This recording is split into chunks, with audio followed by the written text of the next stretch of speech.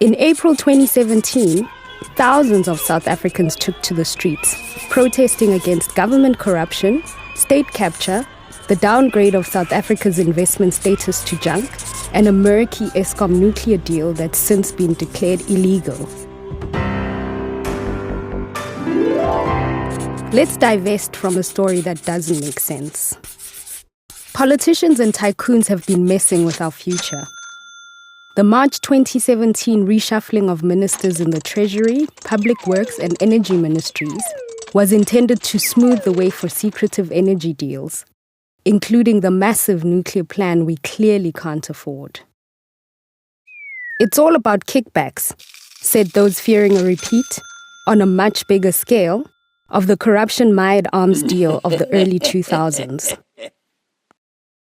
Despite impressive progress in renewable energy provision in recent years, the government's latest Integrated Resource Plan, IRP 2016, de-emphasizes RE. Instead, it pushes for a combination of nuclear power, fracking, and more coal. The courts have put a stop to the nuclear plan, for the moment at least. In April 2017, the Western Cape High Court ruled that the Eskom deal to procure 9.6 gigawatts of nuclear power is unlawful and unconstitutional. Experts have called IRP 2016 superficial and incomplete. Its renewable energy cost projections, they say, are way out of date. According to the CSIR, the country's official science council, new technologies have brought renewable energy costs right down. Wind and solar are already more economical and achievable than the government and Eskom's indefensible fossil fuel plan. The nuclear versus RE debate has become highly politicized. The future of South Africa's democracy is being shaped by our energy investments. Critics argue that South Africa's energy system is being threatened by the same people who have been accused of state capture. These people want to sell out our hopes for a greener future in a series of non-transparent, murky deals that will tie us to fossil fuels for decades to come.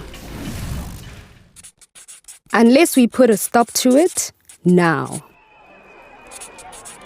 There's a strong moral case and a great historical precedent to shun unethical investments in South Africa. Sanctions and disinvestment played a major role in the South African liberation struggle. Capital flight helped bring down the evil apartheid regime. We can use this powerful tactic yet again to secure a better energy future for our country. All over the world, bad energy plans are meeting fierce resistance. From the 5th to the 12th of May 2017, people resisting catastrophic climate impacts will link arms in a global divestment mobilization campaign called GDM17. We are calling on organizations, institutions, and concerned members of the public to join the call. Ditch bad energy investments and shift the flow of global capital towards planet-friendly solutions. But it's not just about big money. It's also about our beliefs, our principles, and our personal politics. It's about intellectual, emotional, and moral divestment too. Divestment is more than an environmental clarion call. It's not just about ecology, ethics, and moral choices. It's also a human rights issue. Our entire subcontinent faces drought and starvation linked to climate change.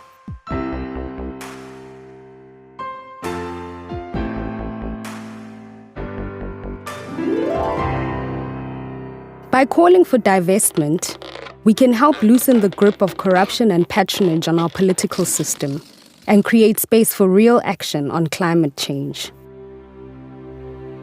Let's divest from vested interests, from an outdated energy plan that no longer makes sense.